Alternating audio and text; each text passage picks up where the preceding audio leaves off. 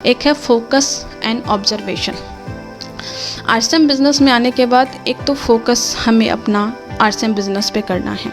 जब मैं बोलती हूँ कि आरसीएम बिजनेस पे फोकस करना है तो बहुत सारे लोगों का ये होता है कि फोकस का मतलब क्या है, मैं अपना काम छोड़ दूँ, मेरा परिवार कैसे चलेगा, मैं अपना जॉब छोड़ दूँ, मैं अपना ये छोड़ दूँ।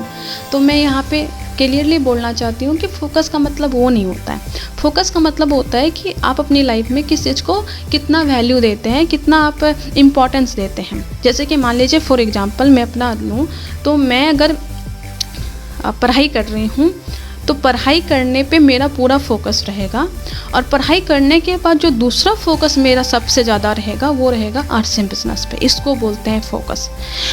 आरसीएम पे फोकस है, इसका मतलब ये नहीं है कि मैं पढ़ाई नहीं करूँगी। पार्ट टाइम इसलिए बोलते हैं, मतलब ये है कि पढ़ाई के साथ मैं बिज़नेस कर रही हूँ तो पहला फोकस मेरा अगर मैं पढ़ाई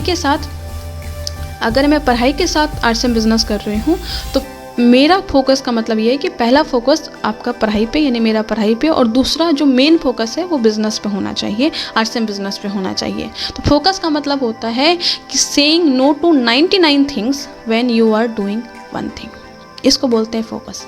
एग्जाम्पल अगर मैं दूँ, मान लीजिए मेरा पढ़ाई का टाइम ख़त्म हुआ, उसके बाद मैं आरसीएम पे फोकस हूँ, तो उस टाइम पे कोई मुझे बोलेगा कि चलो मूवी देखते हैं तो मैं बोलूँगी नो।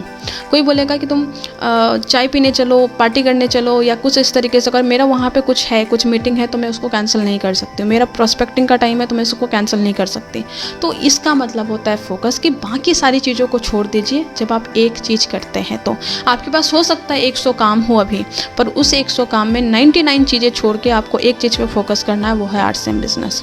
अपने काम के साथ, मतलब कि जॉब के बाद पहला फोकस आपका ये होना चाहिए। उम्मीद करती हूँ ये चीज़ें समझ में आ गई होंगी। दूसरी चीज़ है ऑब्जर्वेशन।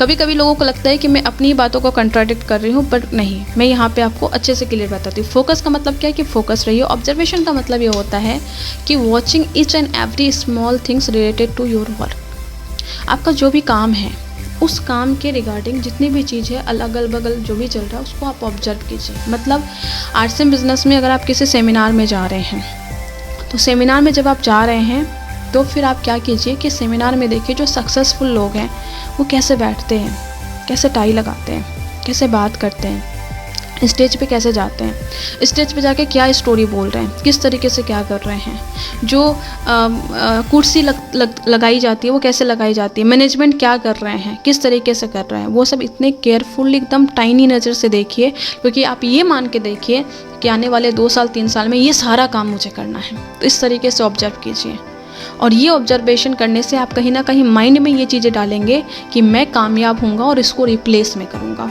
और मुझे ये चीज़ करनी है। तो ये होती है ऑब्जर्वेशन।